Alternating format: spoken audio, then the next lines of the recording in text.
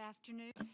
Buenas tardes y feliz lunes a todos. Muchísimas gracias por haberse tomado el tiempo de estar aquí hoy, miembros del Consejo de Seguridad, representantes permanentes, organizaciones no gubernamentales y otros están aquí reunidos para hablar sobre la situación en Venezuela. Y en particular quiero dar las gracias a Italia por haber sido el país coanfitrión de este importante evento. Hoy vamos a escuchar los testimonios de aquellos que pueden hablar sobre la situación en Venezuela, que no deja de deteriorarse, y también estamos trabajando para aliviar el sufrimiento humano y la situación humanitaria creciente sobre el terreno. Es un gran privilegio y placer dar la bienvenida a Luis Almagro, secretario general de la Organización de los Estados Americanos. La organización es la primera organización multilateral que reconoce la gravedad de la situación en Venezuela y la necesidad de que todos nos reunamos para abordarla. Es para nosotros un gran honor también contar con el alto comisionado Said para que nos informara sobre la situación de derechos humanos en el país. Muchísimas gracias al distinguido alto comisionado por ayudarnos a entender cuáles son las violaciones de derechos humanos que se han producido en los últimos 6 meses. También gracias a Joseph Donnelly de Cáritas, que está con nosotros hoy y que nos va a hablar sobre la situación humanitaria en nombre del Vaticano. Y por último, damos también la bienvenida a Julio Enríquez del programa de refugiados, Refugee Freedom Program, que habla sobre los migrantes forzados y ofrece servicios legales a aquellos que huyen de la persecución política. Les agradecemos el trabajo que hace su organización todos los días para ayudar al pueblo de Venezuela. A nuestros distinguidos ponentes, quiero decir que estamos sinceramente agradecidos por el tiempo que se han tomado para estar con nosotros aquí. Su conocimiento y sus valoraciones serán sumamente preciosas para arrojar luz sobre la situación humanitaria en Venezuela, una situación que a nuestro juicio merece una mayor atención internacional. También es un honor contar con la presencia del antiguo representante permanente de Venezuela ante Naciones Unidas, Diego Aria, que está aquí con nosotros hoy. El embajador Aria me decía recientemente que nunca hubiera imaginado una reunión en Fórmula Arria sobre su país de origen, Venezuela, cuando por primera vez participó dio a la Fórmula Arria su nombre hace 15 años. Esperamos que esta reunión dé información para una resolución sobre Venezuela. Después del debate, los miembros del Consejo de Seguridad podrán intervenir para hablar sobre el debate y plantear preguntas. Y conscientes del tiempo, les vamos a pedir que se limiten a menos de 5 minutos en sus intervenciones y daremos la palabra a los ponentes para que respondan a las preguntas de los miembros del Consejo. Dar la bienvenida a Luis Almagro. Esta reunión es necesaria. En Venezuela hoy se ha instalado una dictadura. El país es gobernado por un esquema criminal con vínculos oficiales con el narcotráfico y que utiliza los medios del Estado para el tráfico de drogas y el lavado de dinero. Los opositores son encarcelados y torturados. Las manifestaciones callejeras de este año para reclamar libertades culminaron con más de 120 personas muertas a manos de las fuerzas de seguridad y más de 15.000 heridos. En un país rico que es una potencia petrolera mundial de primer orden, la gente carece de alimentos y medicinas. Se expanden las enfermedades, algunas ya erradicadas del país por años: difteria, paludismo, malaria. Tener una enfermedad crónica como diabetes ha significado condena a muerte de pacientes. Hace tiempo que dejó de existir la separación de poderes y el Poder Judicial no es más que una oficina dependiente del aparato represivo, al igual que el Consejo Nacional Electoral. Se usurpan, se inventan fraudulentos mecanismos autoritarios como la Asamblea Nacional Constituyente, instalada en 2017, sobre la base de un fraude electoral de más de 1 millón de votos. Imaginen ustedes que en sus países, cualquiera sea su sistema político, se agregaran fraudulentamente más de 1 millón de votos. Solo la nulidad del proceso es posible. En cambio, se han anulado las funciones de la Asamblea Nacional electa por el pueblo en 2015. Todo esto es el resultado de acciones deliberadas del gobierno de Venezuela y que no pueden ser ignoradas. En un hemisferio de democracias, Venezuela se destaca por ser el único país integrante de la OEA que ha desmantelado el Estado de Derecho y ha convertido el autoritarismo en regla. Los derechos civiles y políticos son permanentemente avasallados. Al mismo tiempo, el que debería ser uno de los países más ricos y prósperos de la región se enfrenta a un colapso total y a una profunda crisis humanitaria.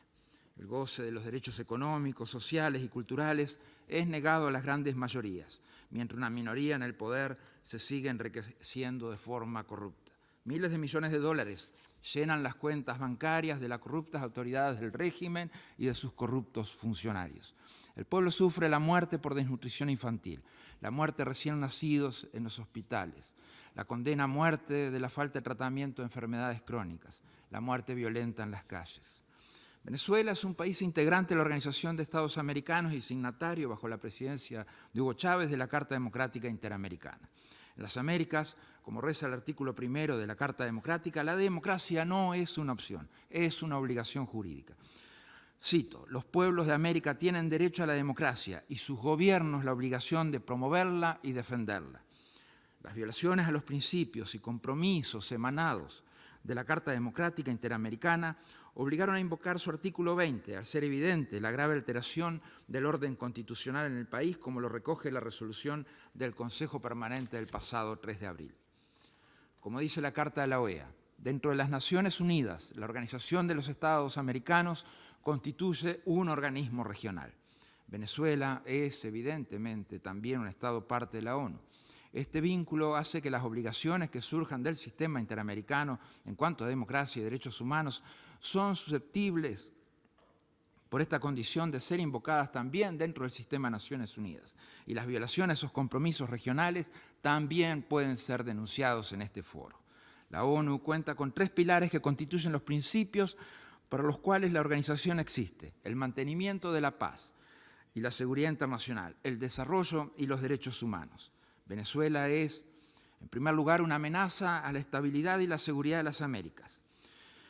La causa de la más grave crisis migratoria al presente. Tiene instalado el narcotráfico en la cúpula del gobierno. Los sobrinos de la pareja presidencial están siendo juzgados en Nueva York por tráfico de drogas. El vicepresidente ha sido catalogado como cabecilla del narcotráfico y se le han congelado bienes por cientos, si no miles de millones de dólares.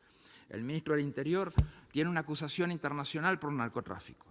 Generan lazos con redes criminales internacionales y grupos catalogados como terroristas, entregando pasaportes venezolanos a connotados delincuentes internacionales.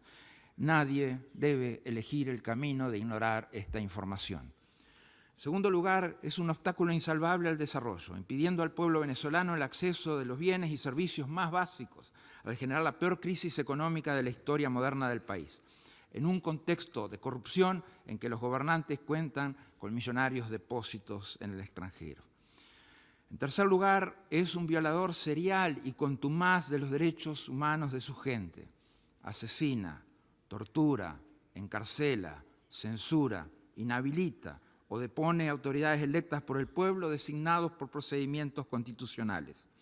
Ningún país de la OEA, ni de la ONU, ni mucho menos de este Consejo de Seguridad, cuya responsabilidad primordial es el mantenimiento de la paz y seguridad internacional, puede ignorar lo que está sucediendo en Venezuela, ni ser complaciente con la violación sistemática de los derechos humanos de su población. Cuanto más voces condenen estas acciones, más cerca estaremos de recuperar las libertades para los venezolanos. El silencio, las excusas metodológicas o procesales, las ausencias, el lenguaje neutro o condescendiente y mantener callada o descalificar las denuncias son de las principales causas para que el régimen venezolano aún torture, asesina, persiga y tenga presos de conciencia.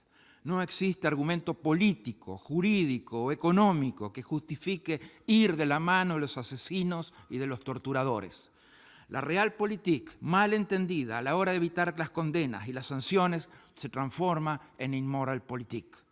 El régimen ha demostrado repetidamente que su único interés es utilizar la fuerza y los recursos del Estado y del pueblo para perpetuarse en el poder y preservar sus privilegios, y que está dispuesto a utilizar cualquier medida para lograr ese objetivo.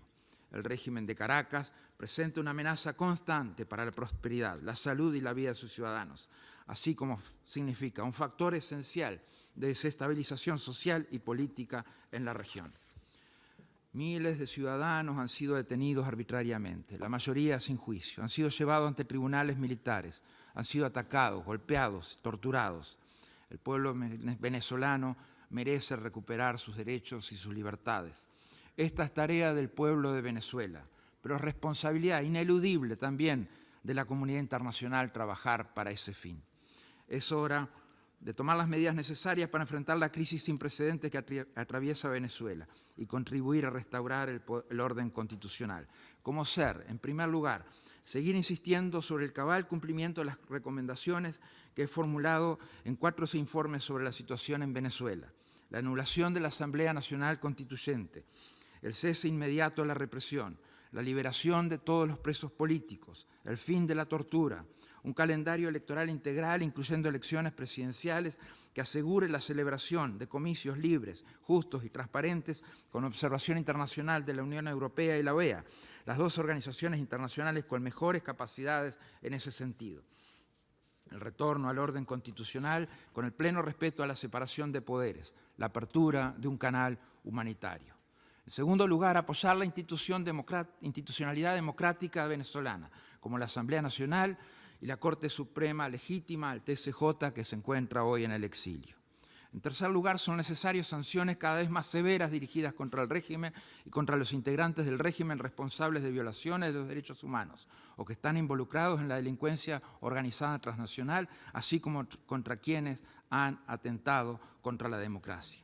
Hacemos nuestras las palabras del presidente Macri pidiendo embargo petrolero. Como hemos visto, la muerte, la pobreza y el sufrimiento son responsabilidad directa de este gobierno, de su ineficiencia, de sus actividades criminales y de su corrupción. Finalmente, continuar con las investigaciones para determinar si se han cometido y si se siguen cometiendo crímenes de lesa humanidad por parte de los dirigentes del gobierno venezolano.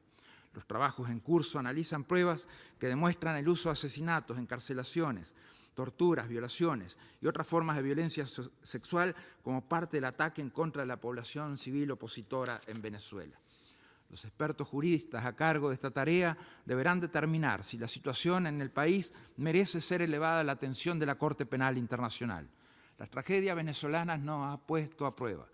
Estoy convencido de que nuestra respuesta como comunidad internacional en apoyo al pueblo venezolano dejará un precedente para el futuro de nuestros pueblos y el respeto, promoción y protección de los derechos humanos. Hay solo 2 opciones: que intereses políticos, ideológicos, económicos o personales nos hagan mirar para el costado, o que cumplamos con nuestro deber y nuestros valores actuando en favor de la restitución de las libertades fundamentales en Venezuela. Gracias, señor presidente. Gracias. Queremos proporcionar información sobre la situación de derechos humanos en Venezuela, los presos políticos, los migrantes forzados, en nombre del Refugee Freedom Program, que adelantamos investigaciones en nombre de numerosas víctimas que hemos representado a nivel internacional y basado en información de Foro Penal Venezolano, una organización que yo represento como coordinador internacional.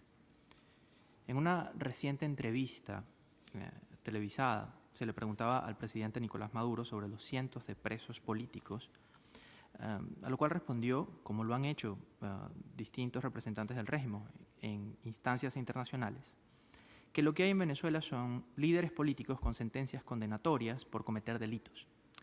Pero los datos nos cuentan una historia muy distinta. Apenas 11 de los 342 presos políticos que están hoy tras las rejas, de acuerdo con cifras de Foro Penal que son certificadas por la Organización de Estados Americanos, apenas 11 son dirigentes políticos. Y de esos 342, solamente 33 han recibido una sentencia condenatoria. Estamos hablando que la abrumadora mayoría no son líderes políticos y tampoco tienen sentencias condenatorias.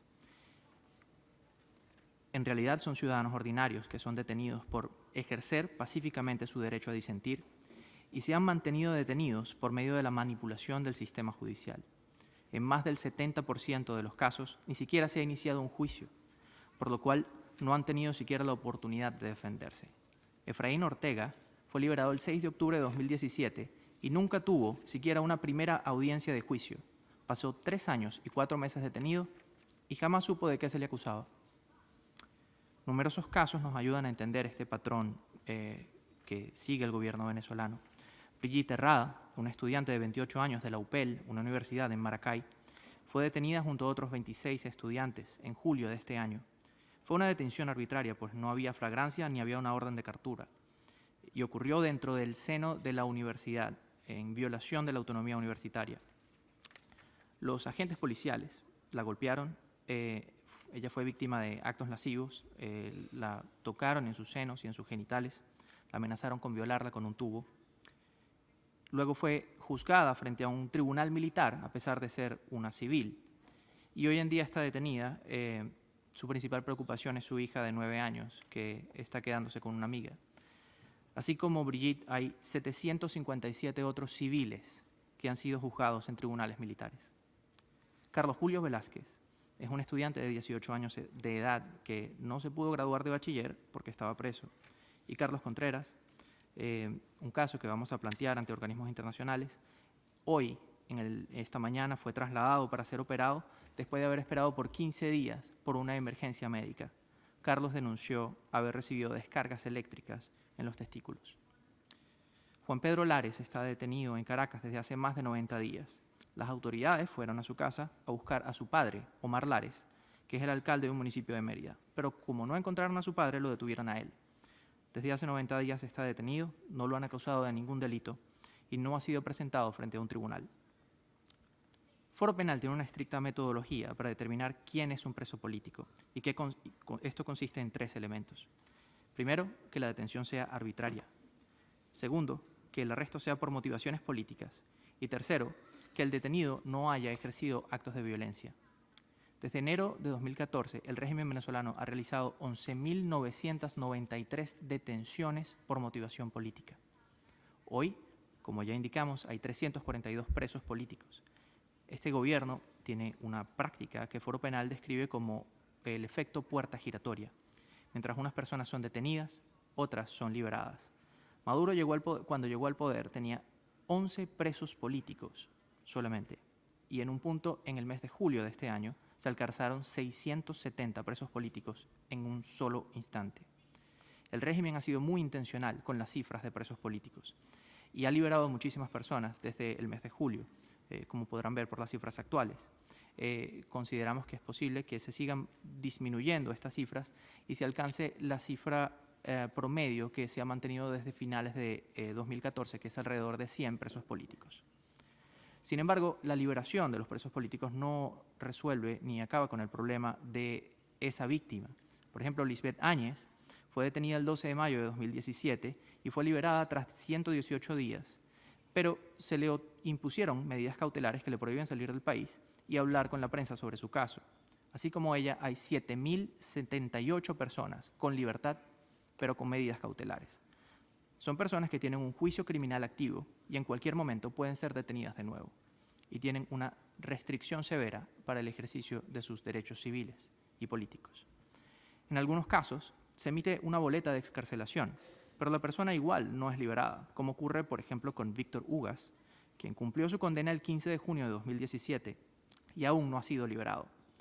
En la misma situación hay otras 17 personas con boletas de excarcelación que no han sido liberadas.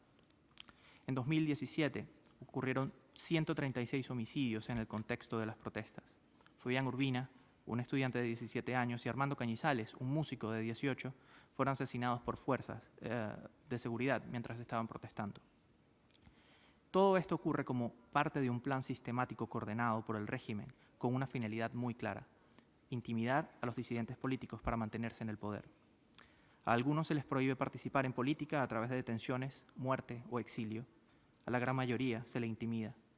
Luego de detener casi 12.000 personas, de detener desde 2014 a todas estas personas, haber torturado a alrededor de 15% de ellos, tener un patrón de violencia sexual contra las mujeres detenidas, rehusarse a brindar tratamiento médico a los detenidos, que en el caso, por ejemplo, de Carlos Andrés García, significó su muerte el pasado 17 de septiembre. Tras haber mostrado que están dispuestos y son capaces de asesinar a los protestantes, el efecto de miedo que se genera convierte a los pocos líderes de la oposición recluidos en rehenes. Este patrón de persecución contra la disidencia política, algunos lo definirían como terrorismo de Estado. Bajo el lente del derecho internacional, se consideran crímenes de lesa humanidad y la Corte Penal Internacional los debe investigar. La persecución y la crisis humanitaria han producido una migración masiva, de la cual los países de la región son testigos. El número de migrantes forzados, refugiados y solicitantes de asilo venezolanos se mantiene en un agudo aumento. Solamente en Estados Unidos 21.407 personas introdujeron solicitudes de asilo en el año 2017. Más de 13.000 buscaron protección de asilo en Brasil, más de 12.000 en Argentina, más de 4.300 en España, más de 2.000 en Uruguay, más de 1.000 en México. Y estos números no cuentan la historia de otros cerca de 600.000 migrantes forzados que no piden protección de refugiados, pero migran a países como Colombia, Perú, Chile, Trinidad y Tobago o República Dominicana.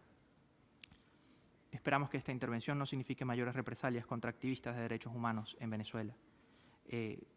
Consideramos que resguardar los derechos humanos es un interés universal y es necesario que en Venezuela cese el esquema de persecución. Sabemos que hay organizaciones de derechos humanos en Venezuela, como Foro Penal y Provea, que pueden servir de punto de encuentro y como factores de unión a los fines de plantear un sistema de libertades y respeto a los derechos humanos en camino a una transición. Hay 31,5 millones de personas en Venezuela. Se enfrenta a una situación muy difícil. Los precios del petróleo están bajos y hay una crisis alimentaria.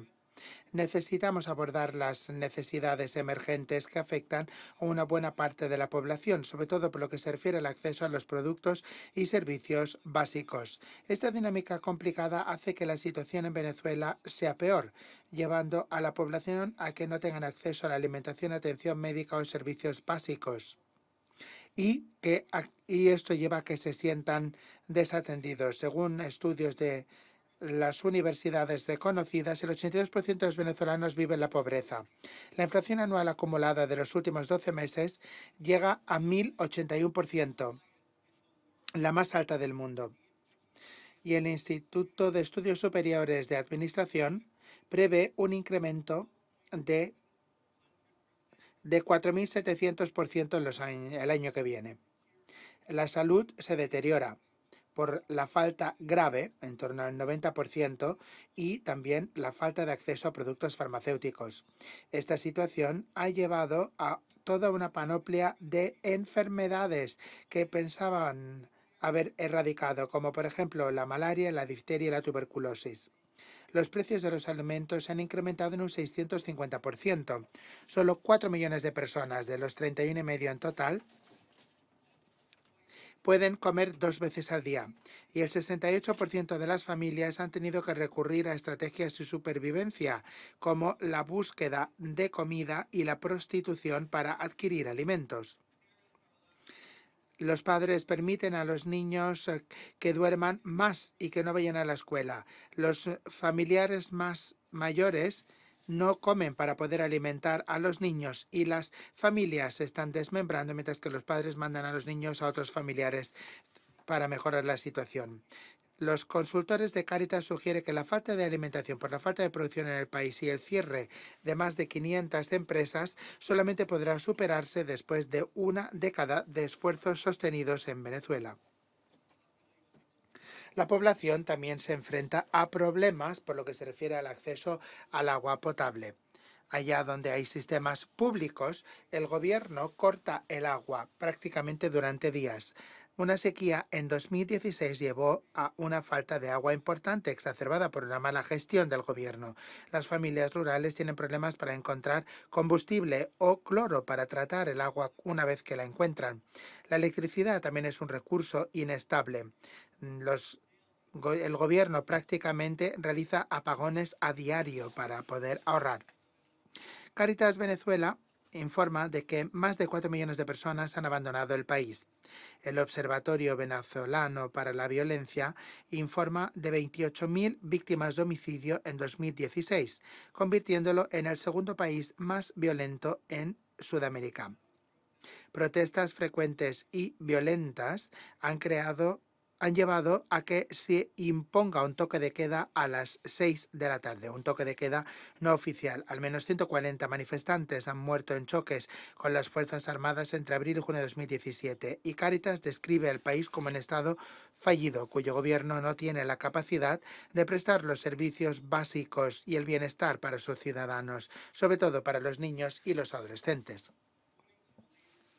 Según los datos oficiales más recientes, el Ministerio para el Poder del Pueblo y la Salud y el Instituto Nacional de Nutrición En 2012, aproximadamente el 13% de los niños padecían malnutrición crónica y un 3% padecían malnutrición aguda, con una tendencia al alza desde el 2009. Aunque no hay información oficial actualizada, el Gobierno y otros responsables de la administración pública y de la sociedad han identificado grupos afectados por la desnutrición en distintos grados y tiempos. Cáritas Venezuela ha instalado un sistema de supervisión único para la malnutrición de los niños en los municipios más pobres del país, activando unos lugares para las mediciones antropométricas y para evaluar la seguridad alimentaria de la familia. Se llama Sistema SAMAN. El sistema le permite a Cáritas conocer el alcance y la intensidad del daño nutricional en estos municipios y detectar si las niñas y los niños que pudieran tener algún tipo de complemento a su alimentación y terapia, qué mejora podrían obtener. Basándose en el primer informe del sistema en noviembre-octubre de 2016, se detectó que la desnutrición aguda global en niños menores de 5 llegaba al 9%. Ahora estamos en un 15%.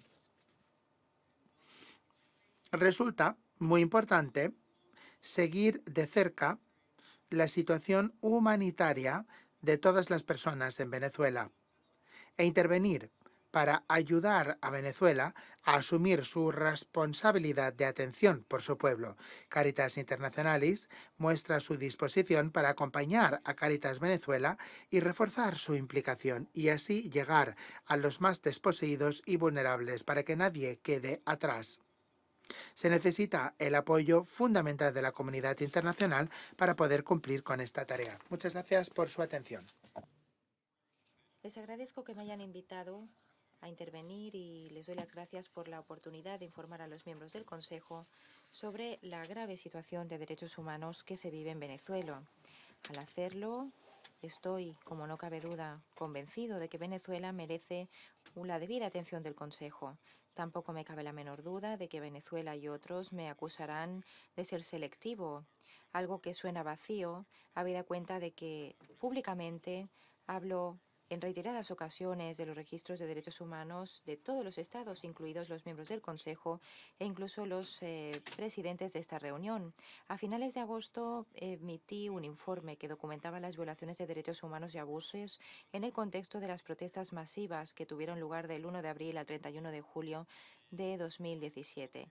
El informe documenta violaciones graves de derechos humanos cometidas por las autoridades nacionales para cercenar las protestas antigubernamentales. Concluye apuntando a la existencia de una política dirigida a reprimir de forma sistemática cualquier divergencia política e instaurar el miedo en la población. Mi oficina no estuvo en posición de confirmar si se habían cometido crímenes de lesa humanidad, pero las conclusiones del informe no descartan que esa podría ser una conclusión a la que se llegara en el futuro por un tribunal debidamente constituido. También insto al Consejo de Derechos Humanos que cree una investigación internacional sobre las violaciones de derechos humanos en Venezuela.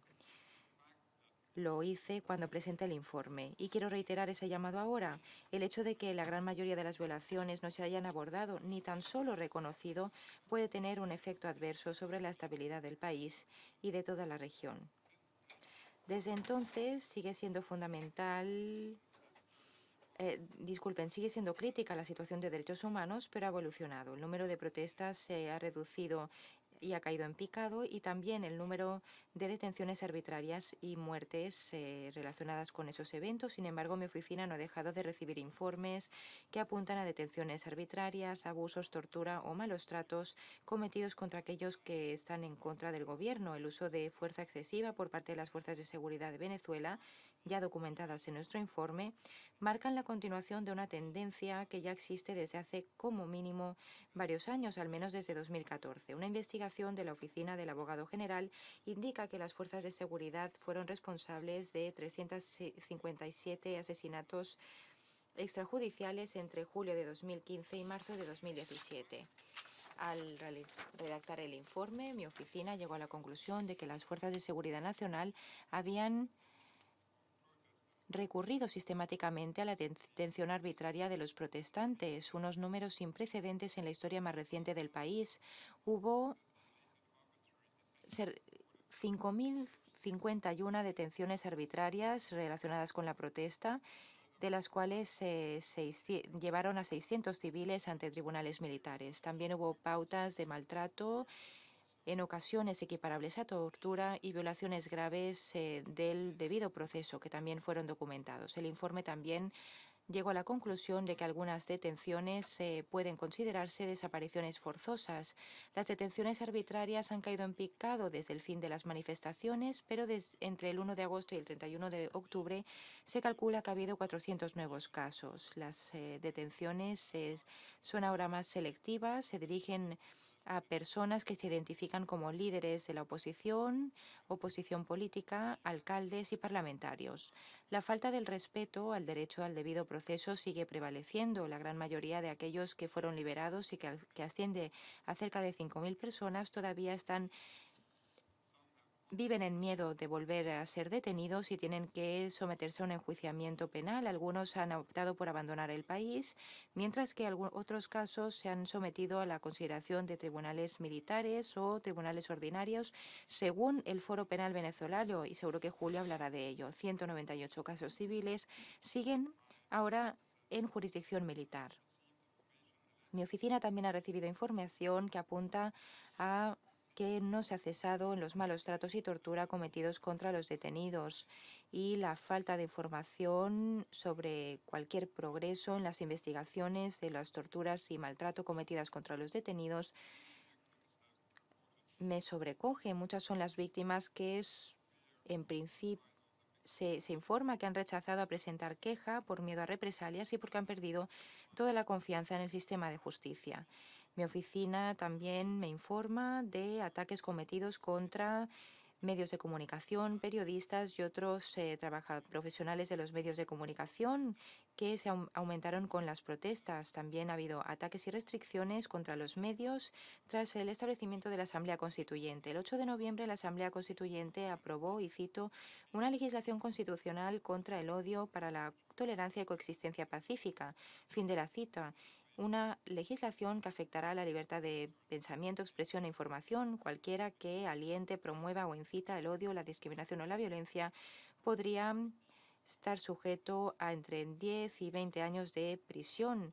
La ley también da al gobierno el poder de prohibir los partidos políticos, organizaciones y movimientos sociales que promueven el odio, la intolerancia y la guerra, y incluye obligaciones concretas y sanciones para los medios de comunicación, incluido las redes sociales. Se trata de una ley que es ambigua, que permite una interpretación y una aplicación que permita enjuiciar a cualquiera que manifieste una opinión divergente. Y me alarma el deterioro continuado del estado de la ley, sobre todo el sistema judicial. A finales de julio, la oficina del antiguo abogado del Estado había lanzado investigaciones sobre 124 muertes relacionadas con las protestas y 2.000 heridos. Pero mi oficina ha recibido información que plantea que el nuevo abogado general ha modificado la línea de investigación de su predecesor en todo lo que atañe a los asesinatos relacionados con las protestas. La falta de información pública ha hecho que mi oficina no haya podido valorar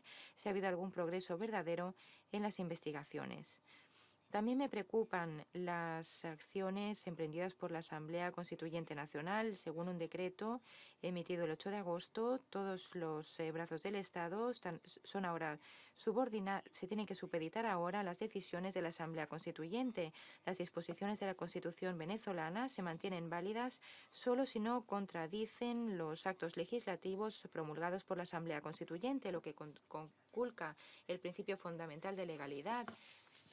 Venezuela tendrá dificultad a la hora de persuadir a la comunidad internacional que su democracia no se ve en peligro por estos hechos. La Comisión de Verdad, Justicia, Paz y Orden Público que ha creado la Asamblea Constituyente no cumple con las normas internacionales pertinentes y prevalece el temor de que la Comisión se va a utilizar para perseguir a los oponentes políticos y otros disidentes. En este contexto político, son millones los venezolanos que viven en una situación extremadamente difícil porque el gobierno rechaza abordar o reconocer la crisis humanitaria. La FAO, en un informe de 2017, concluyó que la malnutrición había aumentado en 1,3 millones de personas en los últimos 3 años. La inflación ha alcanzado un tal nivel hoy que las necesidades de las familias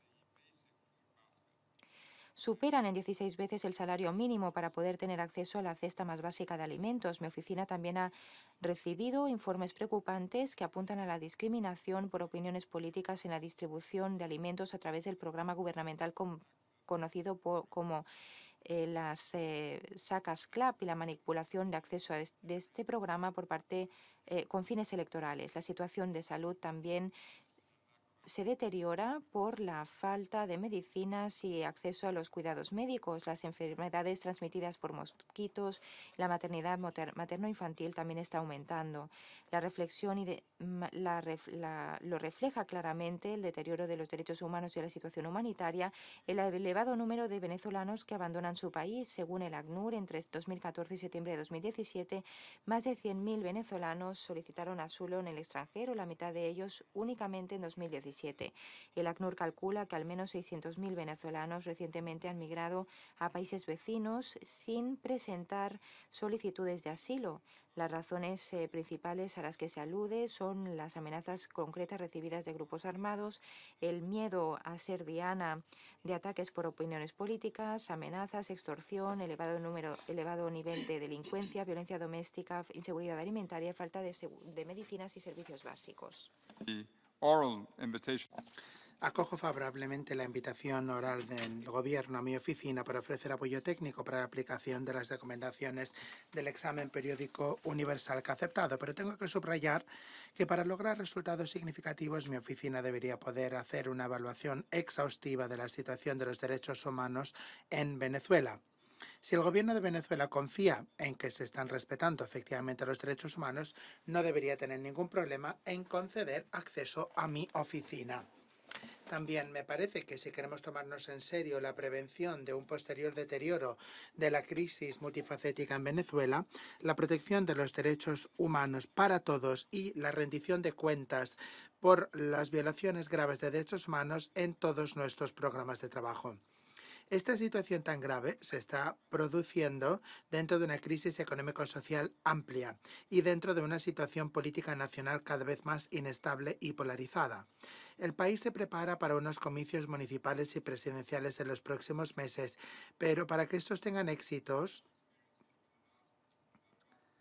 la situación de los derechos humanos, la falta de confianza en el sistema electoral y la violencia de los últimos meses tendrán que ser abordadas. Si no se dan pasos para enfrentar las violaciones de derechos humanos en Venezuela, me preocupa el efecto negativo desestabilizador que podría tener sobre toda la región. El presidente Santos de Colombia ya ha expresado su preocupación por la situación en Venezuela, entre los temores de que, y cito, una implosión del país vecino pudiera afectar al proceso de paz en el que está participando el gobierno de Colombia y los antiguos grupos de la guerrilla, fin de cita. Por lo tanto, resulta adecuado que los miembros del Consejo de Seguridad sean informados de la situación en Venezuela, habida cuenta de la amenaza que puede suponer para la paz y seguridad internacionales. Muchas gracias. Nosotros seguimos pidiendo al Gobierno de Venezuela que respete las instituciones democráticas como la Asamblea Nacional, el derecho de los oponentes políticos a la protesta pacífica y la liberación de todos los presos políticos. La introducción de una ley de odio es preocupante porque su interpretación podría cercenar la libertad de expresión. La situación humanitaria se ha planteado hoy, sigue siendo también fuente de gran preocupación. Los alimentos, las medicinas no son suficientes y aumentan los casos de malaria y difteria. A través de la Unión Europea estamos poniéndonos en contacto con organizaciones humanitarias para centrar la atención en Venezuela y esperamos que otros hagan lo propio. Bajo el punto de vista económico también la situación es preocupante. La recesión económica es la más grave, la inflación no deja de aumentar y hay ahora un gran riesgo de que el Estado entre en quiebra y la situación no deja de deteriorarse, sobre todo con los pagos que tiene que hacer el país el año que viene. Las políticas del gobierno son las responsables de estos problemas y esto es algo que el Maduro no reconoce.